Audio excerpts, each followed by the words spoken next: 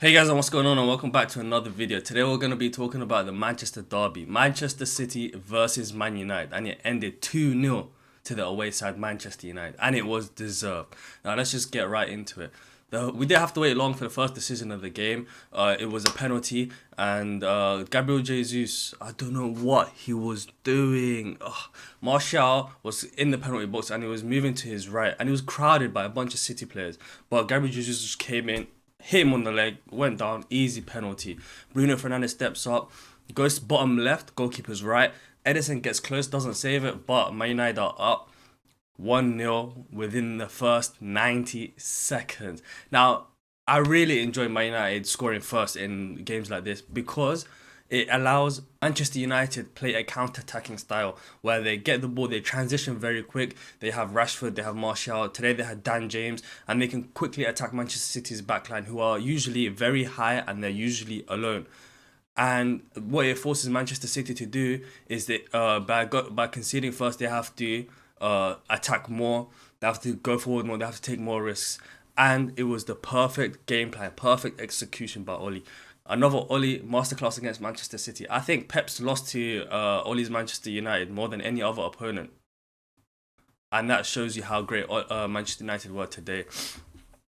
Manchester United, like I said earlier, play a counter-attacking style where they put Fred and McFred in the middle to act as defensive midfielders. They're able to get the ball, they're able to shield the back line, and when it's time for a counter-attack, they're able to transition the ball forward to Bruno or to Rashford or to Martial or to Dan James, usually is Greenwood. And they're able to punish teams who play very high. And that's what happened today. Now, 5 minutes into the second half, I think Henderson, who came in for De Gea, grabbed the ball from a corner and then he fake passed it into the defender, which got Gabriel Jesus to bite, but then he threw it long over to Luke Shaw, and Luke Shaw had the perfect first touch, got him away from, I think it was Mahrez, sprinted into space, put it into Rashford. Rashford passed it back to Luke Shaw, and I thought he made a mistake by not opening his body up and then shooting with his right foot, but cut it back to his left foot. Going through a crowd of legs into the bottom corner. Nothing Edison can do about this one. Man United are 2-0 up. Man United had an amazing first 10 minutes of the first half, and they had the first, I believe the first 20 minutes of the first half was also Man United. If I was a Man United fan, I would still be worried at that point because it's only the 50th minute and there's still 40 minutes left in which, City can score 3 in 10 minutes. But they held them quiet. I thought it was going to be a long day for Luke Shaw as Mahrez and João Cancelo were on his side. Two of the most informed pairings, I believe, in the Premier League right now.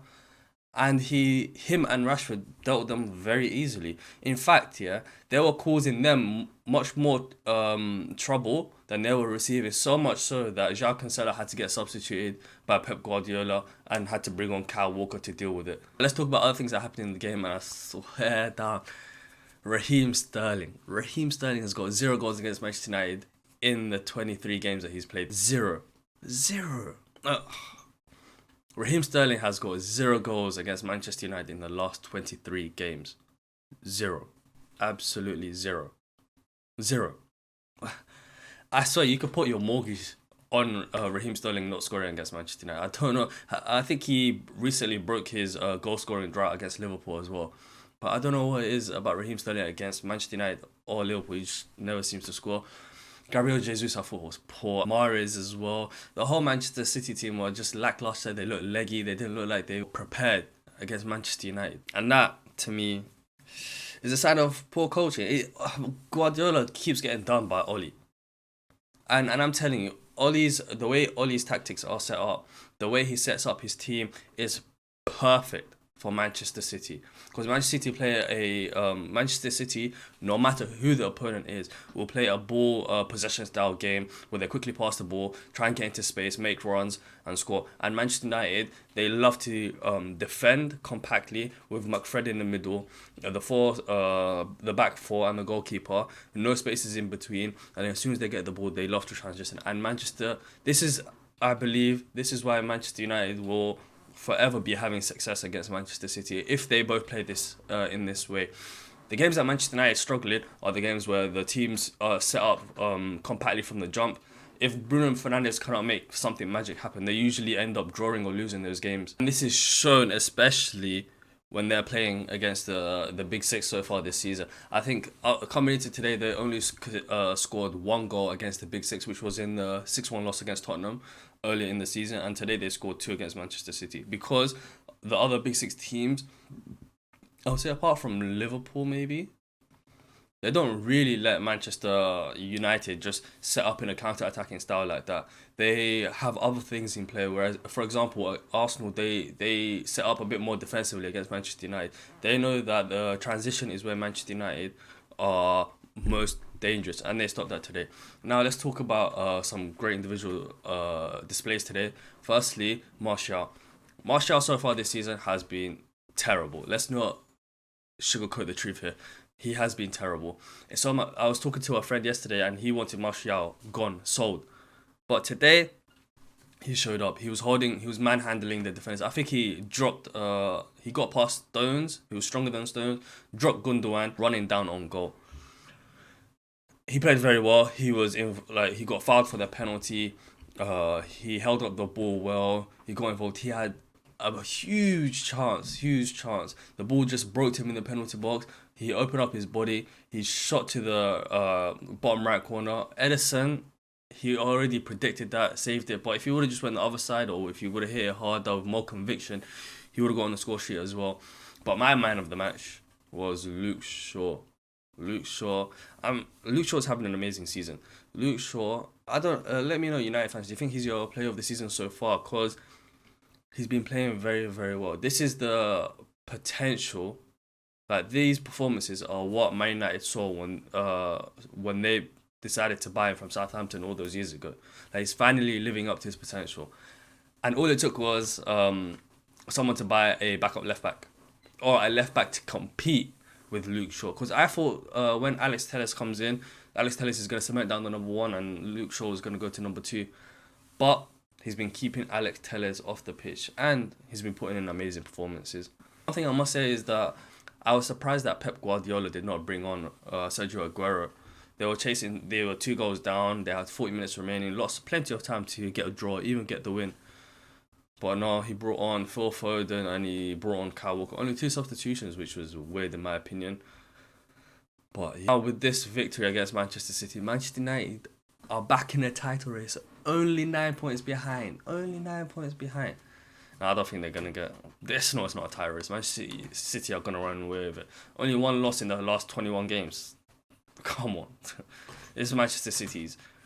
But what Manchester United can do is that they can try and cement down second place. Because for the last couple of games, it was actually getting kind of scary whether they were going to cement second place, or they're going to get into a battle for top 4. But with this win, it helps them leave some breathing space in second place. To talk about the other games from today, West Brom versus Newcastle, 2 teams were in a relegation fight. I didn't really watch that game, but it finished 0-0. Now, Liverpool against Fulham. Liverpool, 6th consecutive home loss. The last time they lost 6 home games, I believe it was in 53-54, a season where they got relegated. They finished last, and they've already lost 6 home games this season. A big win for Fulham. If you haven't watched the previous video of mine where I cover Fulham, I've been impressed with Fulham. I think Scott Parker's doing an amazing job right now. At the start, it was looking shaky. They just seemed like they did not know what they were doing. They had a bunch of signings. Me, as well as everyone else, thought that they would be getting relegated this season. But Scott Parker's turned it around, and they're playing very well, especially at big teams. And today, they got the victory. The only goal of the game came just before half-time, where Salah got the ball, chested it in his own penalty area, took his time. Lemina nipped in, shot into the bottom left corner. The swerve on the shot, beautiful to see. And Fulham ended up holding off for the victory. Liverpool had chances. Jota with a brilliant, absolutely amazing volley. If you haven't seen it, make sure to check it out. But a brilliant volley saved by the goalkeeper Areola, and Mane had the header that came off the post. Nico Williams had a great chance where he blazed it over the bar, and yeah, just like that, it finished. Fulham came into this game without a loss in their previous 8 away games, and that run seems to have continued. Yeah, let me know your thoughts down below. Who was your man of the match? Was it Martial? Was it Luke Shaw? Was it somebody else? Who was you impressed with? McTominay had a good game as well. Do you think that Liverpool will be able to get top four this season? Let me know your top four predictions. Let me know who do you think is going to get relegated. And as always, this is a discussion. Let me know your thoughts. I've let you know my thoughts, and we can have a discussion about it. Now, if you enjoyed the video, please make sure to leave a like, subscribe if you're new, and peace.